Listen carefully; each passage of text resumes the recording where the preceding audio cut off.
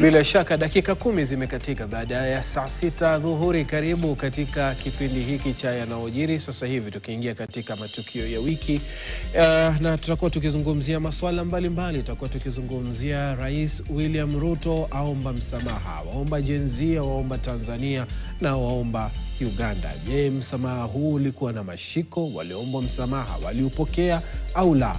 Yote hayo tutayajua. Alafu kifo cha mwandishi wa vitabu Ngugi wa Thiong'o cha likitikisa bara zima. Tutazungumzia mchango wake katika siasa na vile vile katika uandishi na elimu ya taifa hili la Kenya. Na baadaye pia tutakuwa tukiangazia masuala ya mchujo wa makamishna wa IEBC, ambayo mahakama imetoa idhini kwamba mchujo huo wa bunge uweze kuendelea. Mchujo huo utafanyika kesho tarehe 31. Chapisho rasmi kutoka kwa bunge la kitaifa limeshawekwa kwenye magazeti kwamba mchujo huo utakuwa unafanyika tarehe 31 ambayo ni kesho. Na baadaye pia tutaangazia kudukua au ule sheria marekebisho katika sheria ya mawasiliano ambayo inalenga kuweza kuhakikisha kwamba unapoenda kusajili nyaraka ama kusajili katika mitandao ya kijamii itahitajika kwamba kitambulisho chako kitumike.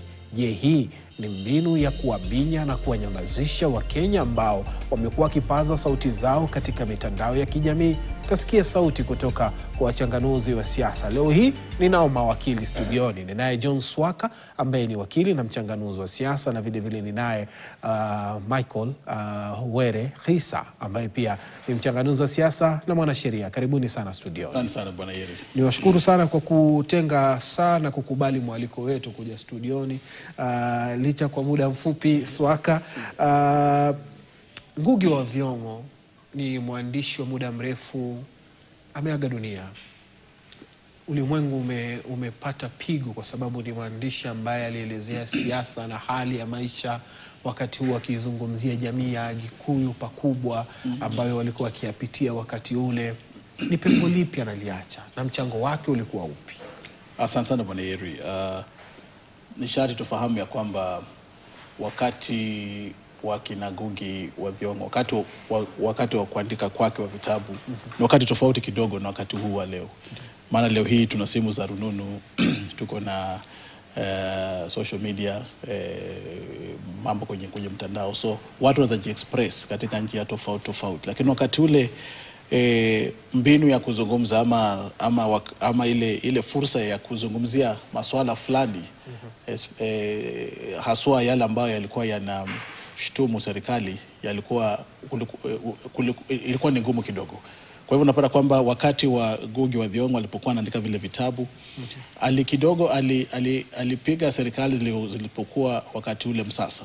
Aliziveta ama aliweza kuzungumzia mambo ambayo kidogo ilikuwa inaonyesha kwamba yale mambo wa Kenya walipigania kama uhuru na mashamba na rasilimali kuweza kutaifishwa, mambo kama hayo hayakuwa yanaonekana wakati ule. Kwa hivyo Ngugi alitumika sana katika hali ya kujaribu kueleza serikali ambazo zilizokuwa pale, ile serikali iliyokuwa ya Jomo Kenyatta ya Rais Moi, kueleza kwamba bado hatujapata uhuru ama bado Kenya haijapata ile uhuru ambayo walipigania. So unapata kwamba ni pigo kubwa kwa bara la Afrika na hususan Kenya, kwa maana ilikuwa ni ile sauti ambayo ilisikika nyikani, sauti lone voice ambayo ilikuwa inasimama kabisa kueleza serikali kwamba mambo haya kidogo hayajaenda jinsi ambavyo Wakenya walitarajia, lakini badilisha ama fanya hivi ama fanya vile.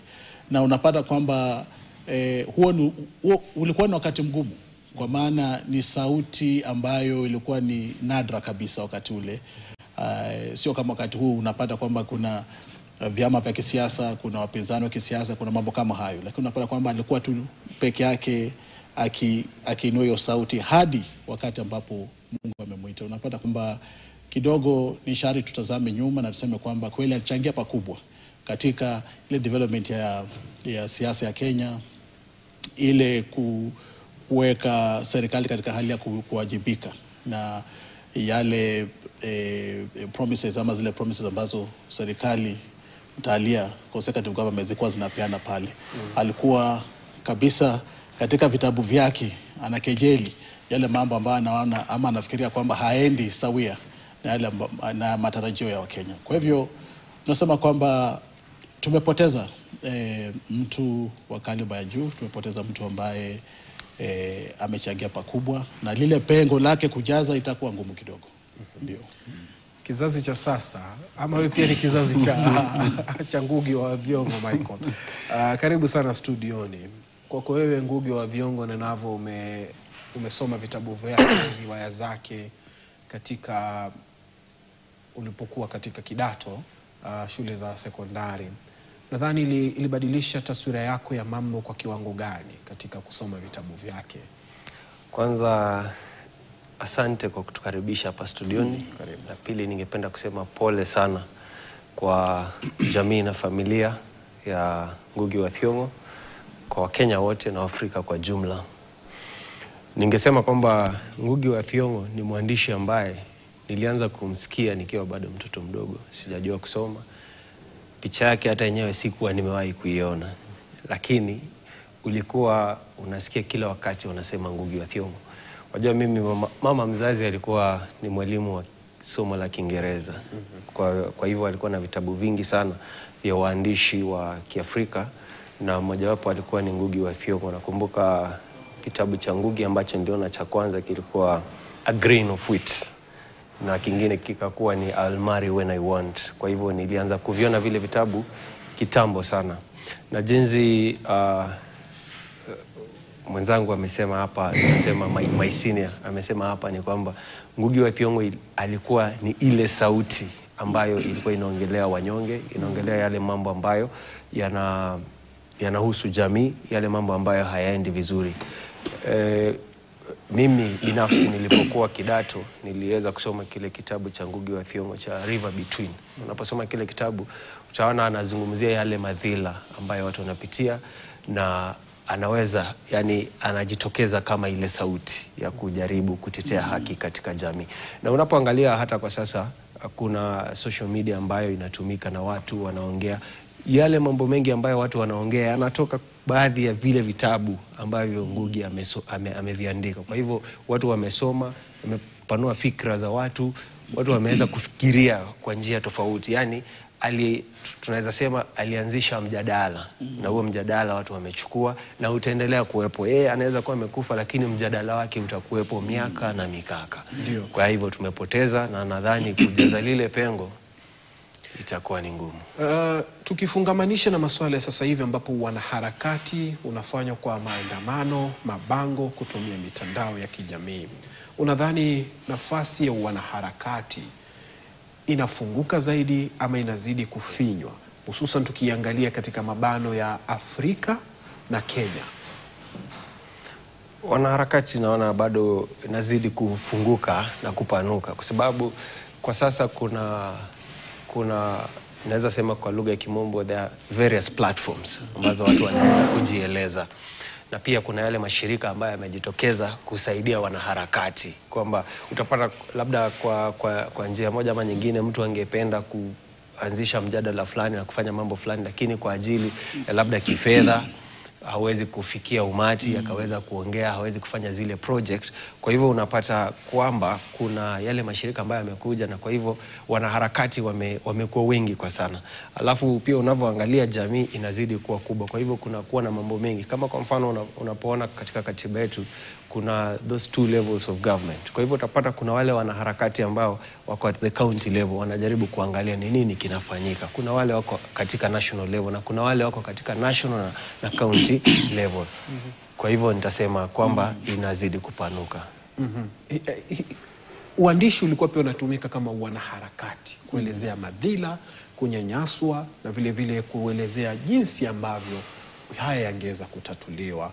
Tukifungamanisha uandishi wa Ngugi wa Thiong'o na hali ilivyo sasa, unadhani tunaelekea mahali inapostahiki, sauti zinasikika, ama ndio pale tunapotezwa na wengine kunyamazishwa kutumia mtutu wa bunduki? Nafikiri kwamba demokrasia kidogo imepanuka, kwa maana unapotazama yale mambo ambayo mtu kama Ngugi wa Thiong'o aliyopitia yalikuwa ni mazito, kwa maana alikuwa ufichoni. Kwa lugha ya Kimombo tunasema exile. Lakini sasa hivi ni ngumu sana kusikia Suleiman Yeri ameenda exile Tanzania ama Uganda ama Switzerland kwa ajili ya utangazaji wake ama kwa ajili ya wanaharakati. Kwa hivyo unapata kwamba tumepanda ama tumepanuka kidemokrasia. Hivi sasa waandishi sio waandishi pekee ambao unaweza kejeli ama unaweza piga msasa serikali. Sasa hivi tuna vyombo mingi tofauti, tuna waandishi, tuna social media, tuko na jinsi ambavyo unasema mabango, demonstrations na hayo mambo yote.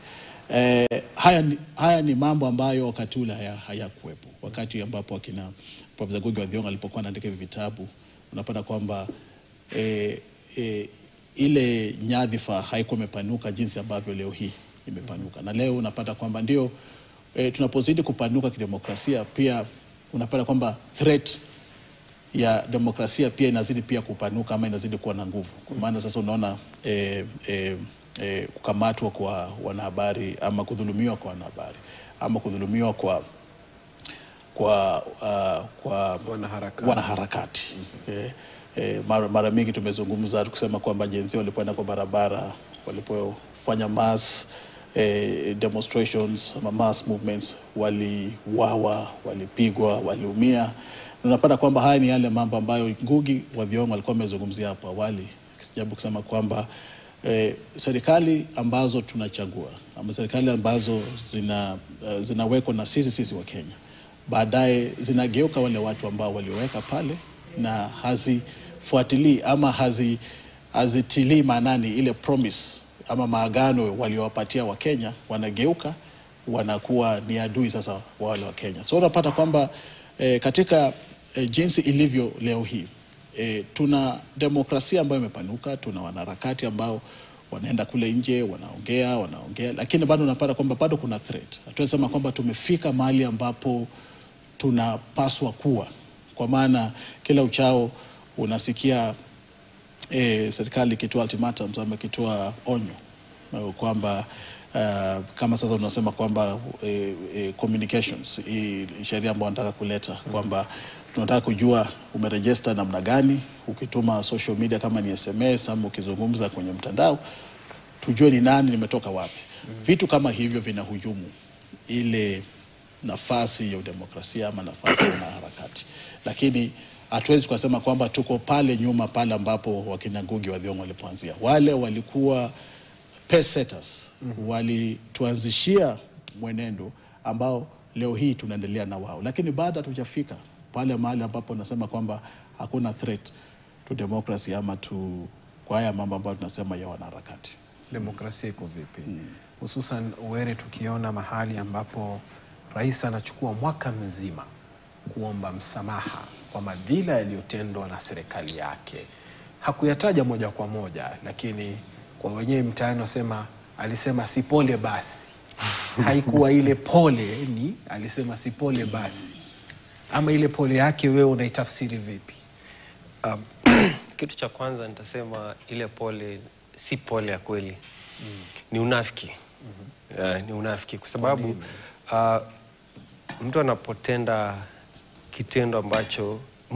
kitendo chochote, utajua kama una akili timamu, utajua kwamba hichi kitendo sio kizuri.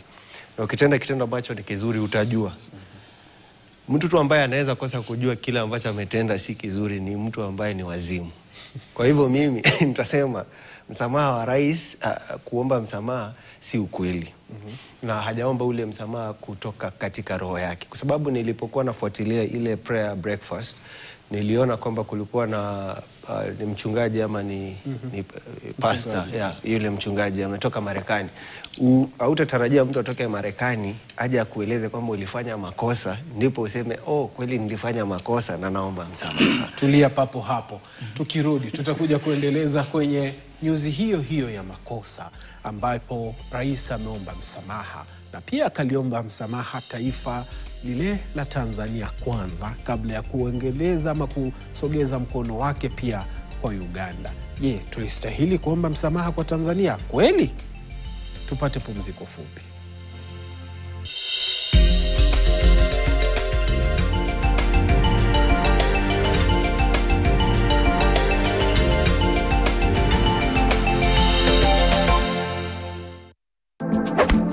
On the green course, for the green cause. Tee off for action against climate change and make your day count. The Standard County Golf Classic Eldoret Edition is here. Brought to you by the Standard Group in association with Eka Hotel Eldoret.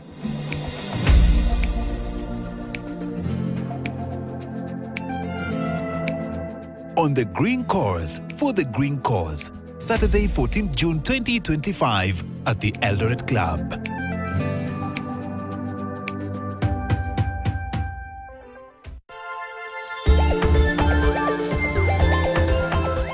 This week on Club Kiboko. In front of you is Architect Mark and Engineer Yuri, ready to present a pie. Let us put the sugar cane.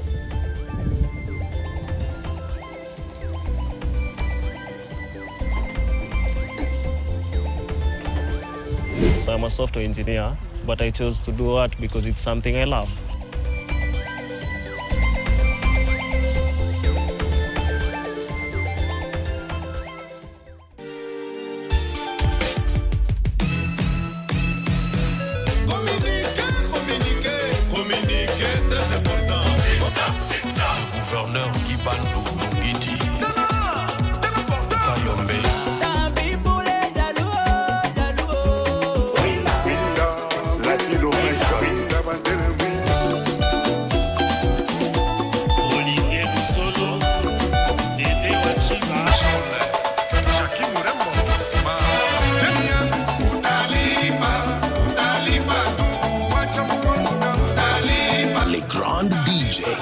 Mato Simur.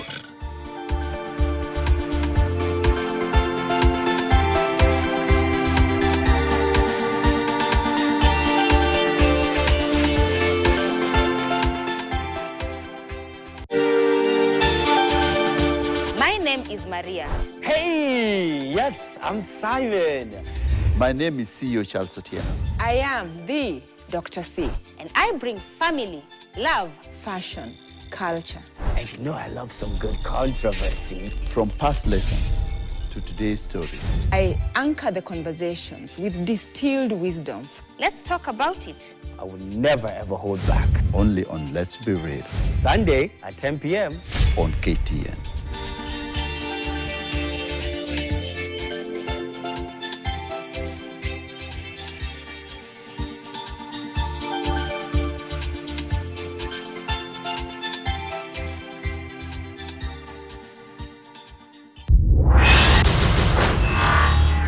Accept that. Get ready for an unforgettable experience. At KTN, we've got it all. Hold tight, because the adrenaline rush is real. Our action-packed films will have you gripping your seat. Craving suspense? Hungry for adventure? Or just looking for that perfect escape? Whatever your mood, KTN is your ultimate destination for a movie experience.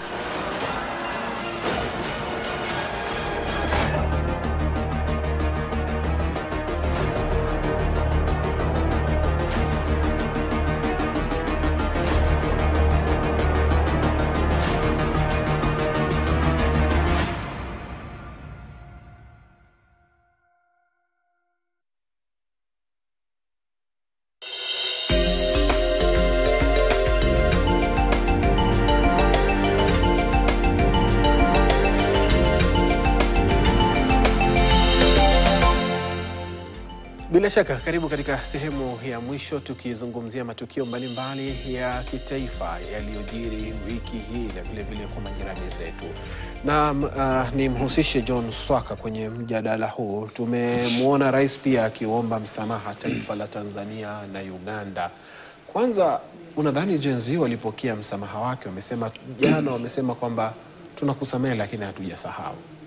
Alafu pia tukamwona Mushomba akisema kwamba kabla ya kuomba msamaha unafaa kueleza kwenye msamaha wako. Naomba msamaha lakini hawa waliopotea wako mahali fulani.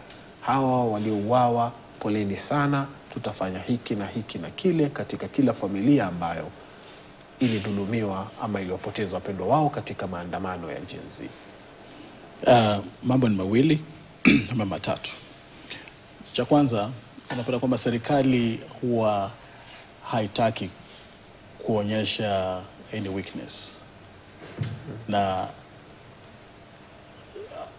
rais hawezi akasimama akasema kwamba serikali yangu iliua watu, serikali yangu ilipoteza watu, na mimi nasema kwamba kuna watu tumeficha mahali fulani. Utakuwa unasema kwamba this is a failed state or a failed government.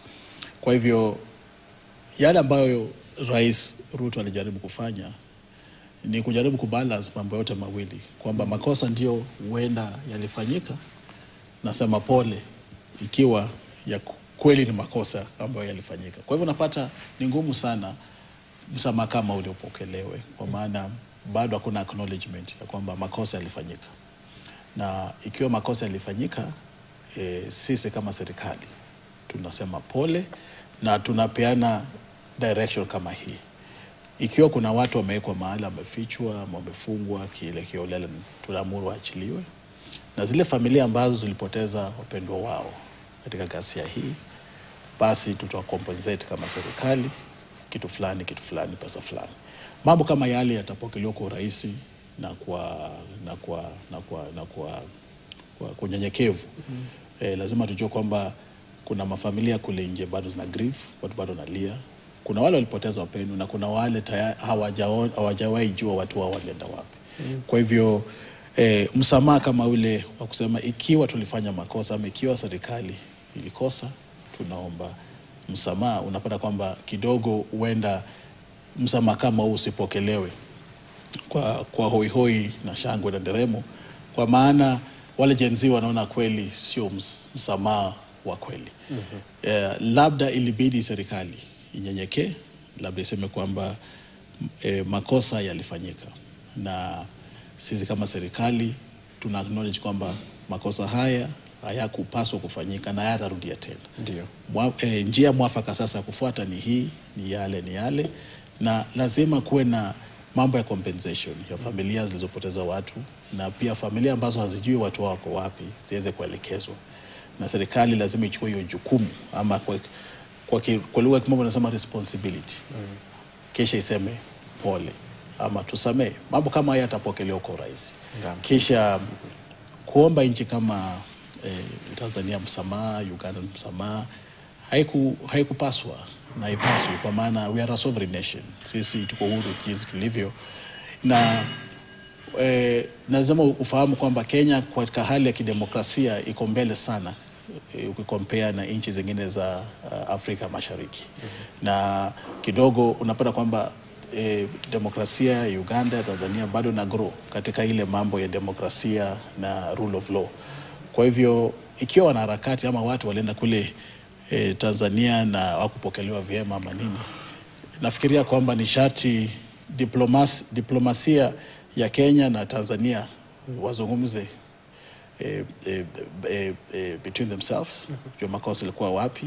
Kisha wanaweza kufanya joint statement, waseme kwamba mambo kama haya yalifanyika lakini hatukuelewana, sasa hivi msamaha ndio huu na yule. Lakini kusimama tu na kuomba taifa lote la Tanzania msamaha ni kama kuonyesha kwamba sisi kama Wakenya tumekosea nchi jirani, tumekosa nidhamu kwa nchi fulani ya jirani na hatustahili kabisa. Kwa hivyo naonelea kidogo cha msingi ni kuconcentrate na yale mambo ambayo yamegandamiza Wakenya zaidi ndani ya boundaries zetu. Na ni mengi. Na ni mengi, na sioni ugumu. Najua ni uzito kwa serikali kukubali kwamba serikali perpetrate ama ili mambo mabaya yalifanyika katika its watch. Lakini ukiona Truth and Reconciliation Commission kama hata ilikuwa Desmond Tutu kule South Africa, ilibidi serikali pia ishuke. Na watu hivi ndio even though apathy dilisha, lazima useme makosa yalifanyika. Tunataka kuridhiana. Kwa hivyo unasema yako yote kisha tunasameana. Gashasha codes zile ambazo zilikuwa kule Rwanda, haikuwa kwamba hujafanya ama ikiwa nilifanya, ilikuwa nilitenda. lakini samehe. Unapata kwamba ile Gashasha Court na kila kitu kule Rwanda ilileta hali ya healing, uponyaji kwenye ile nchi. Wakasema never again. They coined a slogan never again, kwamba mambo haya hayatawahi tena jirudia. Kwa maana tukizidi kufunika, tukizidi kuhepa yale mambo ambayo yanafanyika ni kwamba kisasi kinazidi, hasira inazidi, na hapo mbeleni ama in future mambo kama haya tena yatachipuka, kwa maana it was never resolved, there was no true forgiveness, na uponyaji haukutendeka. Kwa hivyo nafikiri nishati rais arudi chini, ajihoji, kama serikali irudi chini, niseme kweli tulikosa. Bila shaka. Tuangazie masuala ya kuongezea tu neno moja ambalo labda ningegusia ni kwamba unapoangalia Kenya iko katika ule mkataba wa Afrika Mashariki, Jumuiya ya Afrika Mashariki. Kwa hivyo na ule mkataba unaruhusu wa Kenya kuvuka huku na kule, na pia kwa maoni yangu sioni kama kuna tendo lolote baya ambalo wanaharakati wetu walifanya, kwa sababu kama ni tendo baya basi na Kenya ijiondoe katika mkataba ule, tuwe tu kivyetu, tuseme Tanzania, Uganda, in as much as we are sovereign states, tuwezi kusaidiana, kwa sababu labda ni kusaidia tu. Sioni kama kuna makosa, kwa sababu unapoona senior hapa amesema kwamba zile nchi demokrasia yao iko bado inamea. Kwa mfano ukiangalia nchi kama Uganda imekuwa na kitu ambacho tunasema katika lugha ya Kimombo life president. Nilizaliwa nikamkuta na labda nitaondoka nimwache. Sidhani.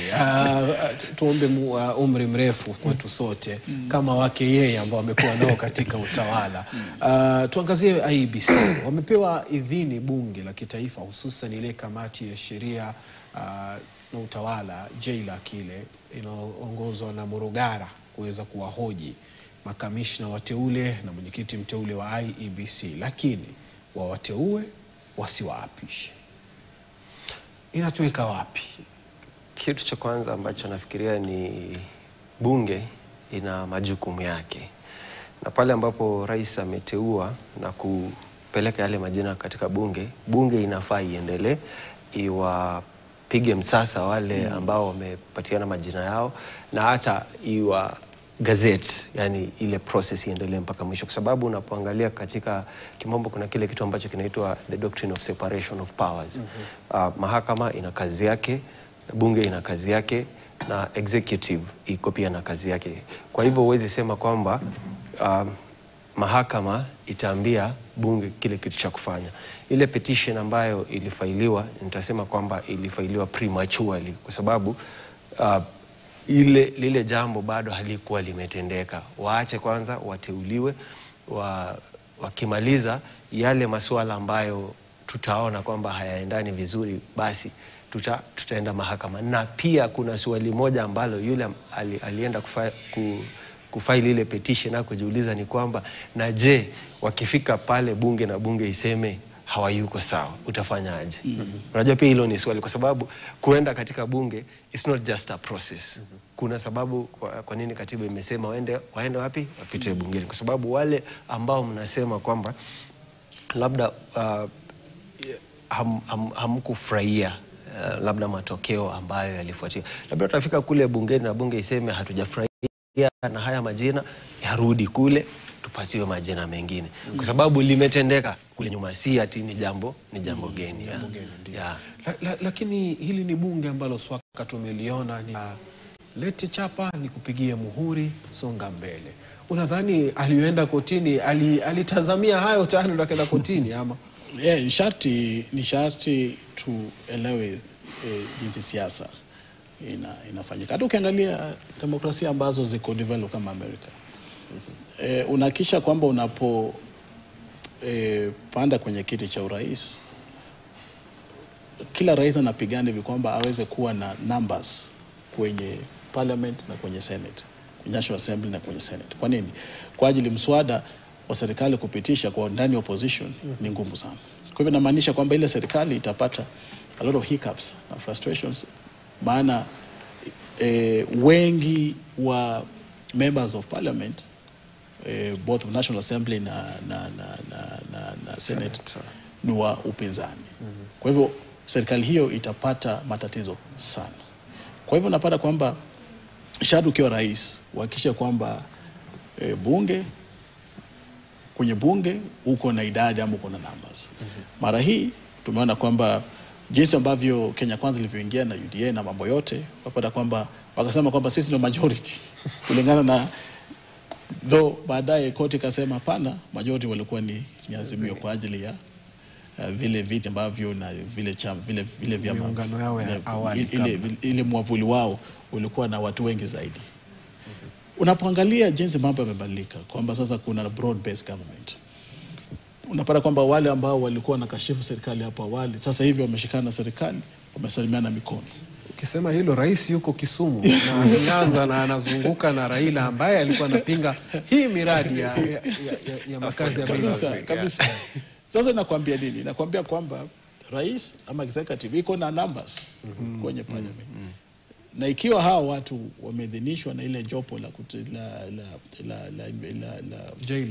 JLAC, basi sioni ikiwa bunge litapinga na kusema kwamba hatutaki watu hao.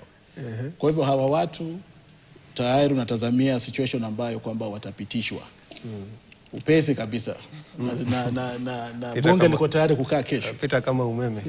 Bunge linakaa Jumamosi. Linakaa Jumamosi kusikiliza na kufanya mchujo huu siku ya Jumamosi. Watapita na that is why mtu alikimbia mahakamani kujaribu kuzuia. Now judiciary haina mamlaka kujaribu kuzuia parliament kufanya kazi yake. Ni kazi ya parliament kupiga msasa wale watu ambao wameidhinishwa na JLAC. Lakini judiciary inaweza zuia watu hao from ascending into office. Hiyo ni kazi ya checks and balances. Lakini haiwezi kafunga mikono kwamba watu hao wasitokee mbele ya ama wasisimame mbele ya parliament hivi kwamba wasipigwe msasa. Msasa lazima wapigwe. Mambo mengine yote yatafanywa ama yatatekelezwa hapo baada ya kupigwa msasa. Ndio. Were, kuna hili kauli ilikuwa pia inajitokeza. Bunge la Senate likisema wao pia wanataka kujumuishwa, manake hili ni swala la kitaifa, si swala la bunge la taifa peke yake. Kwa hivyo jumba lote lile National Assembly yote wahusike. Senate wajumuishwe na MPs pia wawe pale kuhoji jopo ama kuhoji wateule hao. Nadhani kililio cha maseneta ni halali ama pia wao tu wanatafuta sitting allowance? Wanachosema ni kitu ambacho naona inaweza kuwa ni halali, lakini swali ni je, sheria inawaruhusu ama hapana? Sheria inasema nini?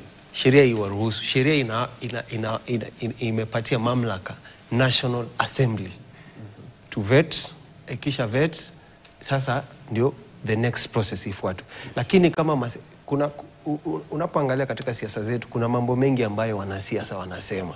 Kwa mfano labda nitaguzia tu swala lakini alihusikani na haya, ni kwamba kama tuliona wanaongelea mambo ya NGCDF, wabunge wanataka, senators wanataka, women rep wanataka, huko chini MC anataka kikapu, na wale wote.